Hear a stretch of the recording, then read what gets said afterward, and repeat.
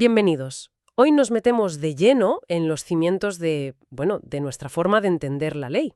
Vamos a rastrear el origen de una idea que hoy, pues, nos parece de lo más normal, ¿no? Que las leyes las hace el Estado y que se basan en la razón, no en un mandato divino. Las fuentes que tenemos delante nos proponen un viaje desde una Europa donde Dios era el legislador supremo hasta el mundo moderno.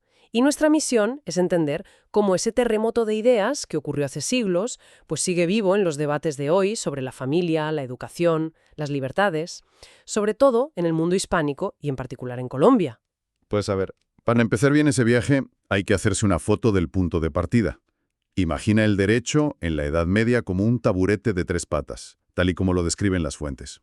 Un taburete. Sí, un taburete. Una pata era el derecho romano, que los sabios de la época habían, rescatado y reconstruido. Otra, el potentísimo derecho canónico, que era el sistema legal de la Iglesia. Y la tercera, pues un batiburrillo de derechos locales, los fueros de cada ciudad, las costumbres. Vale.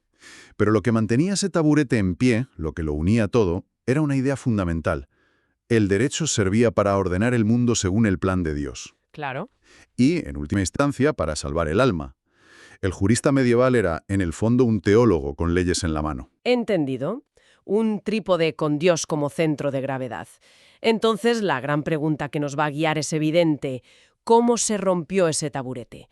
¿Qué tuvo que pasar para que el centro de gravedad se desplazara de la Iglesia al Estado y, más a fondo, de la fe a la razón humana? Pues no fue de un día para otro, claro. Las fuentes nos sitúan en la gran crisis de los siglos XIV y XV. Fue una tormenta perfecta. Tienes la peste negra que se llevó por delante a un tercio de Europa, la Guerra de los 100 años que trastocó todo el mapa del poder, y la propia Iglesia que sufrió una crisis de autoridad brutal con varios papas a la vez durante el cisma de Occidente. Y en medio de todo eso crece una nueva clase social, la burguesía, que no encaja en el viejo esquema feudal. El orden medieval se estaba agrietando por todas partes, ¿no? Y en esas grietas, de repente, florece el humanismo. La vuelta a los clásicos, la exaltación del ser humano. Pero a ver, aquí te tengo que parar. Entiendo que las plagas y las guerras son crisis obvias que lo cambian todo. Claro. Pero el humanismo, ¿de verdad un cambio en la forma de leer a Cicerón fue suficiente para sacudir los cimientos de algo tan sólido y técnico como el derecho? Me cuesta creer que unos cuantos eruditos tuvieran tanto poder. Es que es una pregunta excelente porque el impacto no fue, digamos, en el contenido de las leyes de un día para otro. Fue en algo mucho más profundo, el método. Le dio la vuelta por completo a cómo trabajaban los juristas. Es el choque entre dos mentalidades, el llamado mos italicus y el mos gallicus. A ver, explica eso. El mos italicus era el método medieval. Su idea era que el derecho romano era una autoridad casi sagrada, y el trabajo del jurista era leer los comentarios que otros grandes maestros habían escrito sobre esos textos. Era un saber acumulativo, muy práctico, muy enfocado a los tribunales. O sea, para que nos hagamos una idea, el mos italicus sería como estudiar para un examen usando solo los apuntes y resúmenes de los alumnos de años anteriores. Son prácticos, te pueden servir para probar, pero a lo mejor arrastran errores de generación en generación. Exactamente, esa es la analogía. Y frente a eso, el mos gallicus, el método francés, impulsado por los humanistas, propone algo que hoy nos parece obvio pero que entonces fue revolucionario. Dicen, vamos a dejarnos de intermediarios y vayamos al texto original. Directos a la fuente. Directos a la fuente. Sería como ir a la biblioteca, coger el libro del autor y decir, a ver, ¿qué es lo que pone aquí de verdad? Y al hacerlo aplican herramientas nuevas. Primero, la crítica filológica. Analizan el lenguaje y empiezan a encontrar errores, palabras que no son de la época, fragmentos que claramente son añadidos. Se convierten en detectives de textos. Totalmente. Y segundo, aplican una perspectiva histórica. Entienden que el derecho de la Roma republicana no es el mismo que el del emperador Justiniano. La razón y la evidencia histórica de repente pesan más que la autoridad del maestro medieval. Fíjate, eso es un cambio brutal. Es como si el derecho se mirase al espejo y dijese, mi valor no viene de mi conexión con la teología, sino de mi propio rigor científico e histórico. Lo fascinante aquí es precisamente eso. Es una primera secularización, pero interna, dentro de la propia disciplina. El derecho empieza a construir su propia autonomía, a legitimarse por sus propias reglas. Y ese es el primer paso para todo lo que vendrá después. Claro, si los juristas ya estaban usando la razón para desmontar textos antiguos, supongo que el siguiente paso era usar esa misma razón para cuestionar la base de todo el sistema, ¿no? Es ahí donde entra la idea de secularización del derecho ya a gran escala. Justo ahí. La secularización es un proceso mucho más amplio y complejo. Las fuentes lo definen con varios puntos clave. Primero, la Iglesia va perdiendo el monopolio sobre la creación de normas. Vale. Segundo, la justificación de una ley ya no puede ser simplemente porque lo dice Dios o porque es pecado. Los fundamentos teológicos se debilitan. Tercero, el Estado se erige como la fuente principal de la ley. El gran protagonista. Cuarto, para que una ley sea legítima empieza a necesitar otros argumentos. Que sea racional, que sea útil para la sociedad, que surja de un consenso político. Y quinto, como consecuencia lógica, el Estado empieza a meterse en terrenos que eran coto privado de la Iglesia. Regular quién se puede casar y cómo, o qué se enseña en las escuelas. O sea, que el quinto punto es clave. De repente, el Estado llama a tu puerta y te dice: ahora soy yo quien decide si tu matrimonio es válido o no, o qué van a aprender tus hijos en el colegio. Eso debió de ser un choque cultural tremendo para la gente de la época. Un choque brutal. Y es importante la aclaración que hacen las fuentes. No se trata de que se quisiera prohibir la religión, Ajá. sino de reorganizar las cartas, de separar las funciones del Estado y las de la Iglesia. Y este cambio tan profundo tuvo 4 motores principales. La Reforma Protestante, que dinamitó la unidad religiosa de Europa. Luego, la creación del Estado moderno, con reyes que quieren todo el poder y dicen: aquí, las leyes las hago yo. Entiendo. Tercero, una idea filosófica potentísima, el derecho natural racional. Y cuarto, el impacto de la revolución científica, que instala la idea de que podemos entender y organizar el mundo con la razón. Vale, aquí es donde se pone realmente interesante.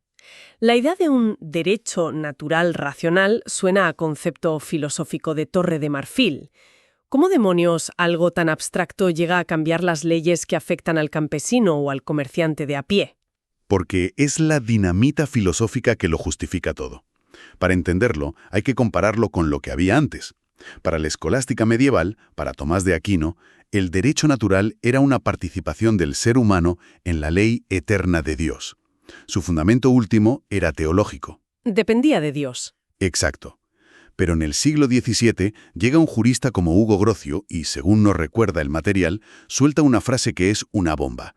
Dice que el derecho natural, esas reglas básicas de justicia, serían válidas et si Deus non daretur. Es decir, incluso si Dios no existiera. Espera un momento. ¿Me estás diciendo que en pleno siglo XVII un pensador se atreve a decir básicamente que la justicia no necesita a Dios para existir? Eso hoy nos puede parecer hasta razonable, pero en esa época debió de ser, casi una herejía. Era una bomba de relojería conceptual. Lo que hace Grocio es cambiar el fundamento.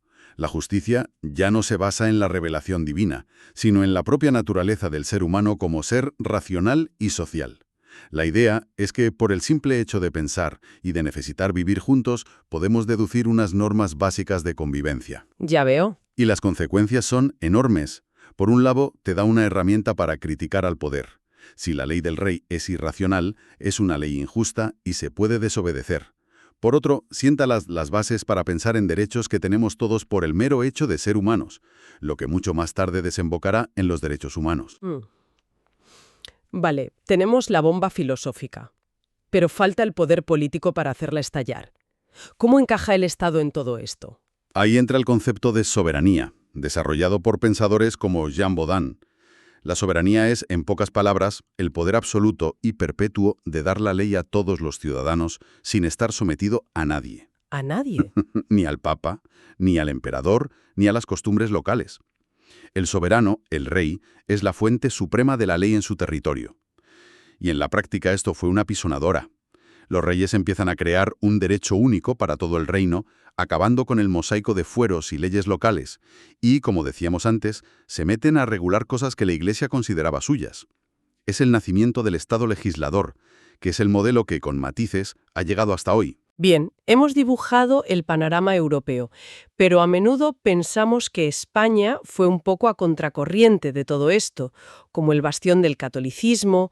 ¿Cómo se vivió este proceso en el mundo hispánico? Pues tuvo sus propias velocidades y particularidades, pero de ninguna manera fue ajeno. Por ejemplo, las fuentes destacan el caso de la Escuela de Salamanca en el siglo XVI. Es una paradoja fascinante. Eran teólogos, como Francisco de Vitoria o Francisco Suárez, pero usaban las herramientas de la razón y el derecho natural para discutir temas increíblemente modernos. ¿Cómo cuáles? Pues debatían sobre si era justa la conquista de América, sobre los derechos de los indígenas o sobre cuáles eran los límites del poder del rey. Estaban participando en el mismo debate intelectual que el resto de Europa, aunque desde un marco católico claro. ¿Y el paso de la ley de la Iglesia a la ley del Estado? ¿Cuándo llega eso a España? No es un hecho que ocurra de un año para otro, pero es muy claro que del Imperio Romano y la gestión compleja de las ciudades imperiales se deriva una especie de liberalismo, es decir, de capacidad a concentrar los poderes y aún controlar con qué fuerzas pueden ser conflictivos. Eso llega más tarde, sobre todo con las reformas borbónicas en el siglo XVIII. Los Borbones, sin romper con la Iglesia, inician lo que el ensayo llama una secularización práctica.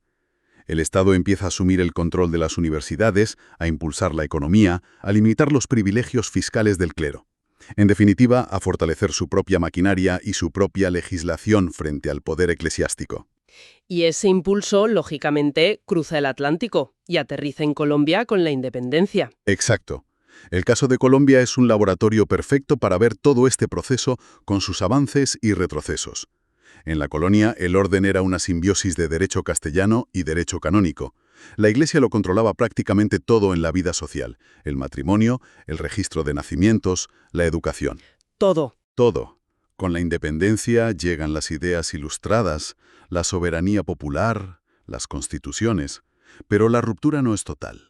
La relación con la Iglesia Católica sigue siendo central. Hasta que llegamos a la Constitución de 1986, que es el gran ejemplo de un Estado confesional. Así es.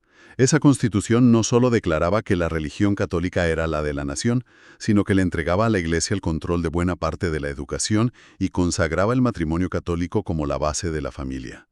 Políticamente era un Estado moderno, pero su esqueleto jurídico y cultural seguía profundamente anclado en la confesionalidad.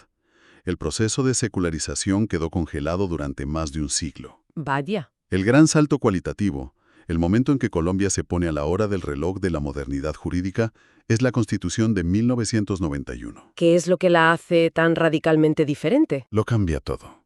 Primero, define a Colombia como un Estado social de derecho, laico y pluralista. Se acaba la religión oficial. Todas las creencias son iguales ante la ley. Segundo, y esto es lo más importante, cambia el fundamento último de la ley.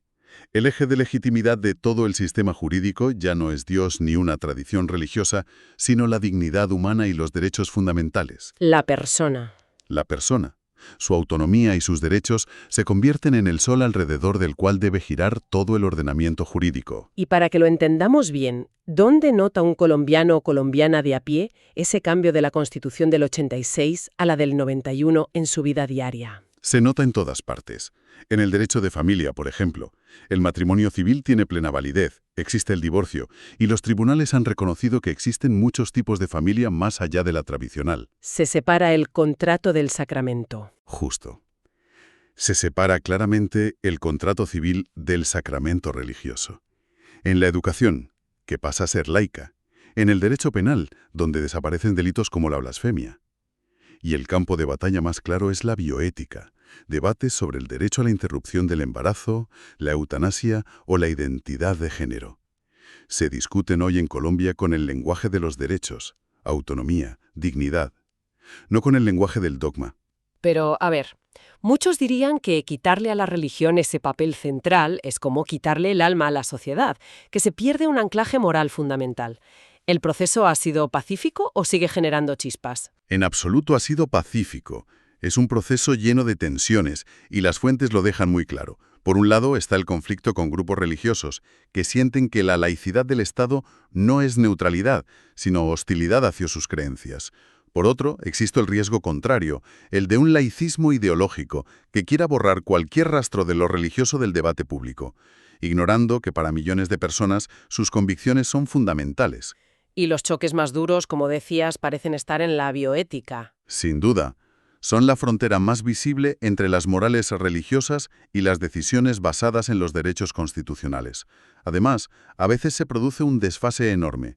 Tienes leyes muy avanzadas en un papel, pero una sociedad que culturalmente sigue siendo muy tradicional, y eso crea fricción. Claro, una cosa es la ley y otra la cultura. McClavey te subraya el análisis, y que es fundamental, es entender que la laicidad no es la expulsión de la religión. Es la autonomía del derecho frente a una confesión particular, precisamente para poder garantizar que todas las visiones del mundo, religiosas y no religiosas, puedan coexistir en pie de igualdad. Es increíble pensar que todo este viaje, desde un monje del Renacimiento descifrando un texto romano hasta un debate sobre la eutanasia en Bogotá, está conectado. Son hilos de la historia que siguen tirando de nosotros. Hagamos un resumen para atar todos esos hilos. Visto en perspectiva, el Renacimiento jurídico le dio al derecho sus propias herramientas, basadas en la razón y la historia. Luego, la secularización fue ese largo y conflictivo proceso en el que la fuente de legitimidad de la ley se movió de la teología al Estado. Y finalmente, en la etapa contemporánea, ese fundamento se ha desplazado al respeto de la Constitución y los derechos humanos. A la laica y pluralista de 1991 como el capítulo decisivo. Exacto. Y la reflexión final que se extrae de todo esto es que entender esta ruta histórica es imprescindible para comprender el presente. Si hoy debatimos sobre el matrimonio, la educación o las libertades usando el lenguaje de los derechos, la autonomía y la laicidad, es por este camino que hemos recorrido. El derecho no es una verdad eterna caída del cielo, es el reflejo de cómo una sociedad en cada momento decide responder a las preguntas más profundas sobre quiénes somos y cómo queremos vivir juntos. Precisamente, hemos visto cómo la fuente última de la ley se ha movido de Dios a la razón humana y de ahí a la Constitución como pacto social.